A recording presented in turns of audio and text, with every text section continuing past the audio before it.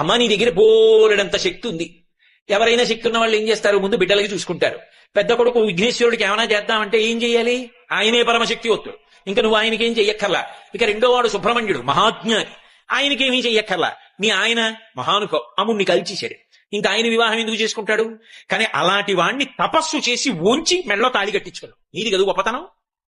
కాబట్టి నువ్వు శంకరుడికి ఏం చేస్తావు నీ శక్తితో, ఏమీ చెయ్యక్కర్లా, ఆయన మహానుభావుడు.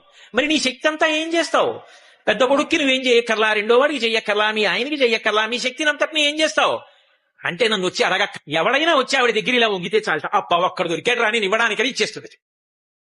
అమ్మా అప్పుట్ట నువ్వు సంతోషంగా నవ్వుతుంది తప్ప, నా దగ్గర ఉన్నది ఇవ్వడానికి ఇవాళుడు దొరికాడు రా నాకని సంతోషిస్తావమ్మా. కావలసిందల్లా నీ దగ్గరికి వచ్చి నిటారుగా వెదురు బద్దలా నిలబడ్డం కాదు. ఇలా వంగ సింధు మహానుభావుడు పరమశివుని యొక్క ఇల్లాలివి. అమ్మా లోకములను కన్న తల్లివి, అపారముగా అనుగ్రహించగలిగినటువంటి